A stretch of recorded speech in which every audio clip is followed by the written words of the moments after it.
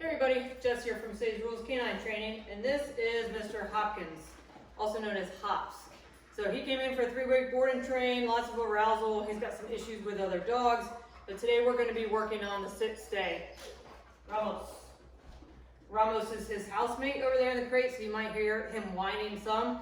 They've obviously got some issues that we've got to work out. They like being together all the time, so you might hear him whining a little bit, me needing to give him some feedback.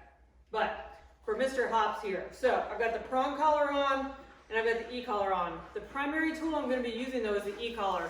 The reason being is I can give him really low pressure with the e-collar. His working level on the e-collar, which is the lowest level that he feels, is around a 4 most of the time. Of course, right now we've really got no distractions. Most likely his biggest distraction right now is his housemate over there who's being a little bit fussy, Ramos. So if he can block him out, then we really have no distractions because that's how we want it right now. This is his first lesson on sit-stay. We're working inside with no distractions because I really want him to be able to learn the command, focus on me, and have it be really successful. So with using low level pressure, when I want him to do something, I'm going to turn the pressure on using the continuous button. I've got my remote, my mini educator set up as M and C. So that means when I push the red button, it's going to give continuous stim for however long I press the button. And he's working on a 4 like I said. So when I ask him to sit, pressure turns on, butt goes down. When the butt goes down, I release the pressure. And then I pay him, yes. I mark it with my yes, and I pay it. Break. And then I can say break, we move around a little bit, sit, pressure on. I don't necessarily pay right away. Yes. Because as we want to start extending out the duration in which he sits here, I want to extend out the period in which he waits for the food. Break. Sit. Good. I'm going to start moving away from him a little bit. Yes. Break. Of course, let's say he doesn't break. I'm going to give him some leash guidance to help him break. Hopkins, sit. Good.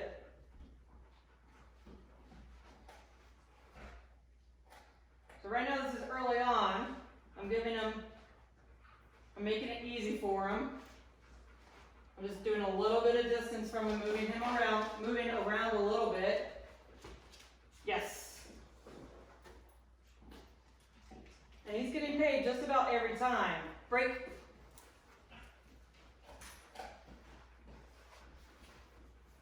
Sit. Good. So my good means keep doing what you're doing. My yes means you're going to get paid. Break, and then the break is coming. Sit, pressure on, good. My good also marks when the pressure on the e-collar turns off.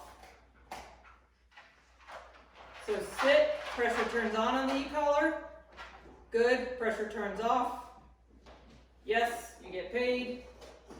You're dropping food on the ground. I'm gonna let him get that. Break. This is how we build duration. Sit. Good. I was a little bit delayed in my good there.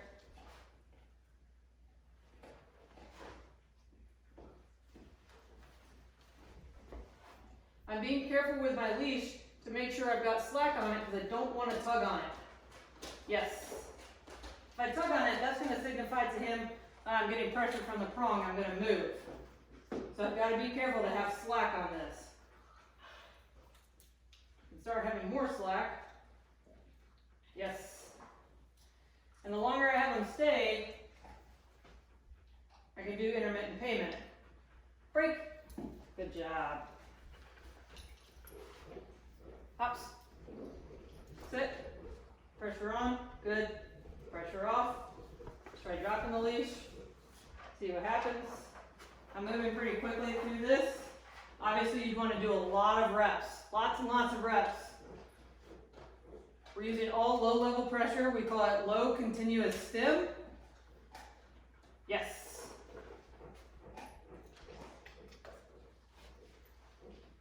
All right, so he's made a mistake. So pressure comes back on.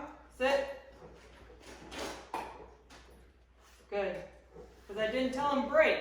Even though I paid him, that's not the release. My release is break. So stim went back on. Again, we're not at the point that I'm giving him these big corrections. I stayed at the exact same level. I'm still on level 4. Pressure went back on and he sat down. We're gonna try that again. Yes.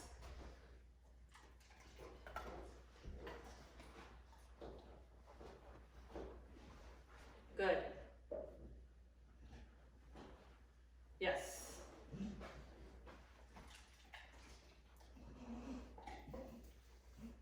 Break.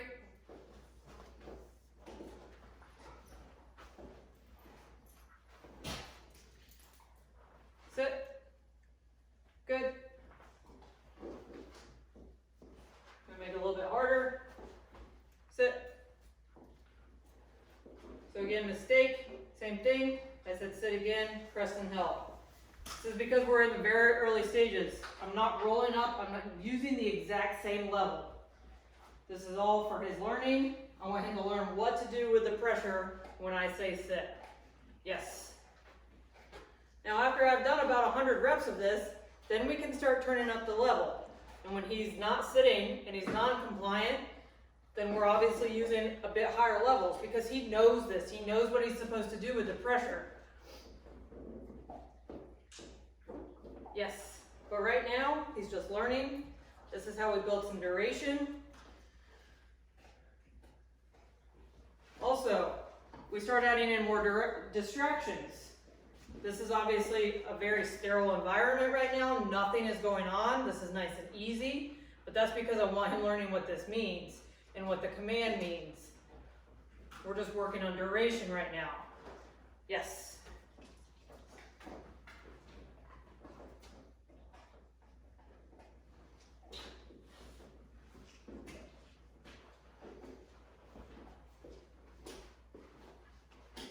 Yes. So if you had only a prong collar, you got my finger there, bud. Let's say you had only a prong collar. Break.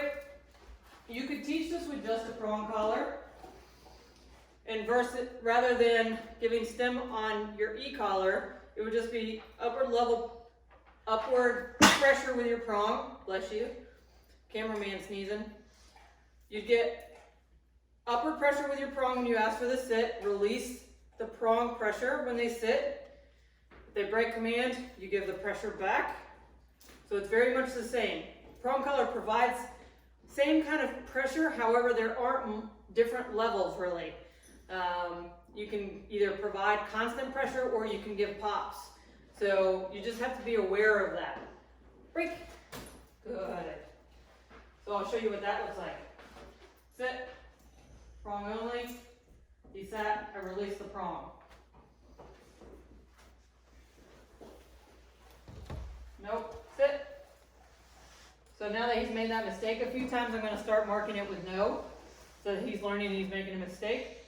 So I said no, and I added the prong pressure back.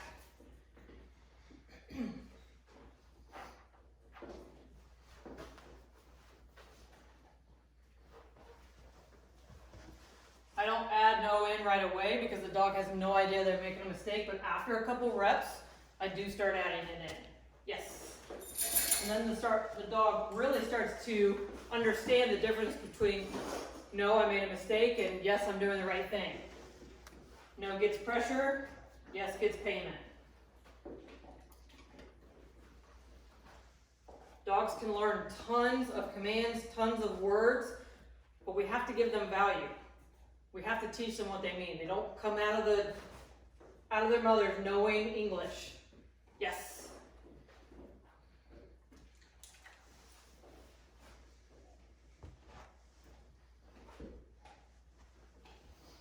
Break.